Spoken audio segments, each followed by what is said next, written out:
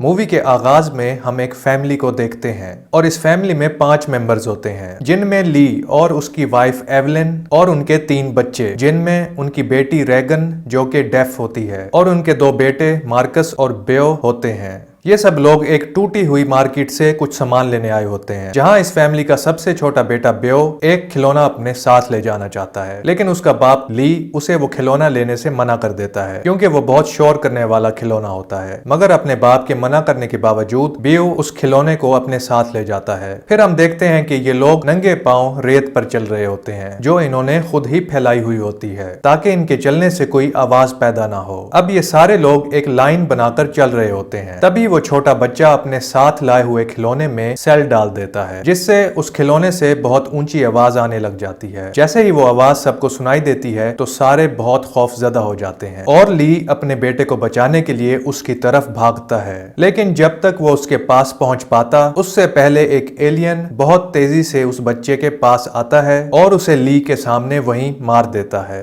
इस बात से पूरी फैमिली टूट जाती है, मगर ये सब खुलकर रो भी नहीं सकते थे।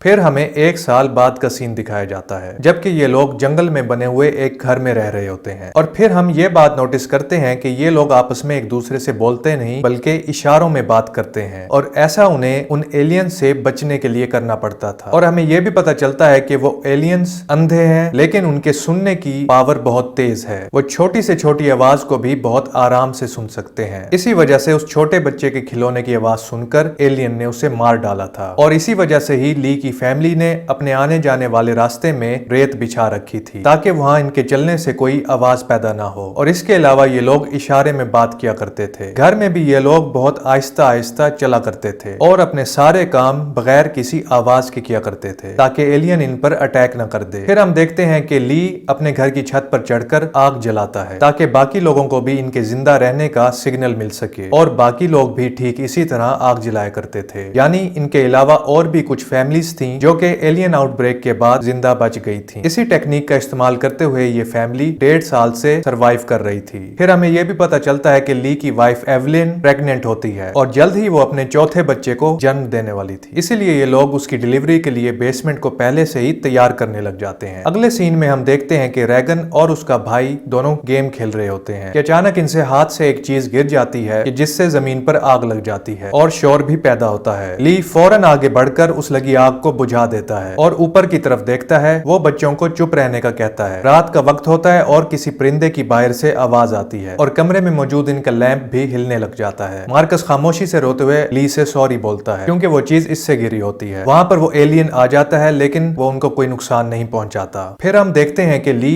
बेसमेंट में अपनी बेटी के लिए ईयर मशीन ठीक कर रहा होता है, जिसे वो रीगन को देता है, लेकिन वो लेने से मना करने लगती है क्योंकि वो मशीन कभी भी काम नहीं करती थी और उसमें से सिर्फ एक तीखा साउंड सुनाई देता था। इसके बाद जब ली मछली पकड़ने के लिए जाता है तो वो रीगन को छोड़कर मार्कस को अपने साथ ले जाता है। इस बात से गुस्सा होकर वो वहां से चली जाती है कि ली उसे बेओ की मौत का जिम्मेदार मानता है, क्योंकि जब बेओ खिलौने के लिए जिद कर रहा था तो ली के मना करने के बावजूद रेगन ने उसे खिलौना दे दिया था। इसी वजह से अब वो उसे बाहर नहीं ले जाते। फिर ली मार्कस के साथ मछली पकड़ने निकल जाता है। वहीं अब एवलिन घर में अकेली रह जाती है। फिर सीन ली पर शिफ्ट होता है जहाँ वो मार्कस को एक झरने के नीचे ले आता है और वहां ये दोनों आपस में बात करने लगते हैं क्योंकि झरने से इतनी तेज आवाज पैदा होती है जिससे एलियंस को लोगों की आवाज सुनाई नहीं दे सकती और उस झरने की आवाज से एलियंस इन दोनों की आवाज को भी नहीं सुन सकते थे। मार्कस अपने बाप से पूछता है कि क्या अब वो रीगन से प्यार नहीं करता, जिस पर ली कहता है कि नहीं, ऐसा बिल्कुल भी नहीं है, मैं आज भी रीगन से उतना ही प्यार करता हूँ जितना पहले करता था।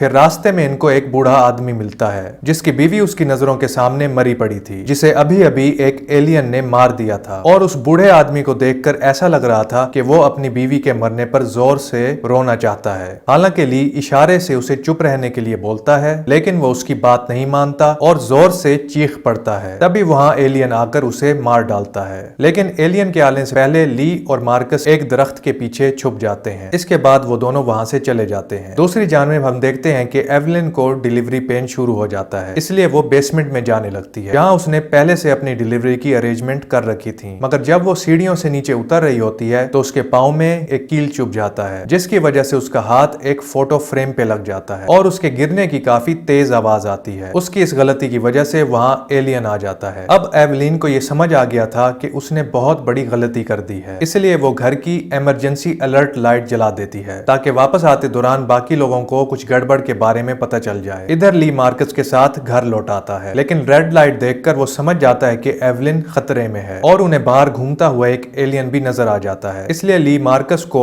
फार्म हाउस के बाहर लगे फायर क्रैकर्स को जलाने के लिए बोलता है ताकि वो एलियन डिस्ट्रैक्ट होकर एवलिन को छोड़कर चले जाएं। दूसरी जानिब एक एलियन घर के अंदर घुसकर एवलिन को ढूंढ रहा होता है। इधर मार्कस जल्दी से फायर क्रैकर्स को जला देता है, वहीं ली शॉर्ट गन लेकर एवलिन को ढूंढते हुए उसके पास जाने लगता है। फायर क्रैकर के चलने से काफी तेज आवाज पैदा होती है और वो एलियन एवलिन को छोड़कर वहां से चला जाता है और इसी साउंड का फायदा उठाकर एवलिन बच्चा पैदा कर देती है और जोर से चिल्लाती है। फिर ली एवलिन और बच्चे को बेसमेंट में ले जाता है और अपने बच्चे को एक ऑक्सीजन बॉक्स के अंदर बंद कर देता है क्योंकि न्यू बॉर्न बेबी रो सकता था। इधर मार्कस के पास रीगन पहुंच जाती है और ये दोनों टैंक के ऊपर चढ़ जाते हैं, लेकिन उसका गेट टूट जाने की वजह से वो कॉर्न के अंदर गिर जाते हैं, जिससे काफी तेज साउंड क्रिएट हो जाता है और उन दोनों को मारने के लिए वहां पर एलियन आ जाता है। इससे पहले कि वो एलियन इन दोनों को मार देता, रीगन की एयर मशीन से एक तीखी आवाज निकलती है जिससे उस एलियन को सुनने में दिक्कत होने लगती है और वो वहां से जाने लगता है। मगर रीगन को भी उस साउंड से तकलीफ होने लगी थी, इसलिए वो उसे बंद कर देती है, जो उसकी सबसे बड़ी गलती थी। तभी ली अपने बच्चों के पास पहुंच जाता है। वो अपने बच्चों को बचाने के लिए एक ट्रक में घुसने के लिए कहता है, मगर मार्कस अपने बाप को आवाज लगा देता है जिससे वो एलियन फिर से लौट आता है और वो उस ट्रक को तोड़ने की कोशिश करने लगता है। ये सब देखकर ली अपनी कुर्बानी देने का फैसला करता है। मरने से पहले ली रीगन को इशारों में बताता है कि वो उससे बहुत प्यार करता है और दोनों बाप बेटी बहुत इमोशनल हो जाते हैं, जिसके बाद ली जोर से चिल्लाता है और वो एलियन उसके बच्चों को छोड़कर उसे मार डालता है। ये इस मूवी का सबसे गम भरा सीन होता है। अब दोनों बच्चे भागकर अपनी माँ के पास बेसमेंट में चले आते हैं। वहाँ मार्कस न्यू बॉर्न बेबी को गोद में ले लेता है, लेकिन अभी लैब के हिलने की साउंड से वो एलियन बेसमेंट में इन पर अटैक करने आ जाता है और वो वहाँ पर लगे मॉनिटर्स को तोड़ने लग जाता है। इसी दौरान रीगन की नजर बोर्ड पर जाती है जहाँ उसके बाप ने लिखा होता है फाइंड वीकनेस, जिसे पढ़कर रीगन को ये याद आता है कि जब वो बाहर थी तो एलियन उसके एयर मशीन के तीखे साउंड से डरकर भाग गया था। इसलिए रीगन जल्दी से अपनी एयर मशीन को माइक पर लगाकर काफी तेज फ्रीक्वेंसी बजा देती है, जिससे वो एलियन कमजोर पड़ने लगता है और तभी मौका पाकर एवलिन उसे शॉर्ट गन से शूट कर देती है और वो एलियन मर जाता है।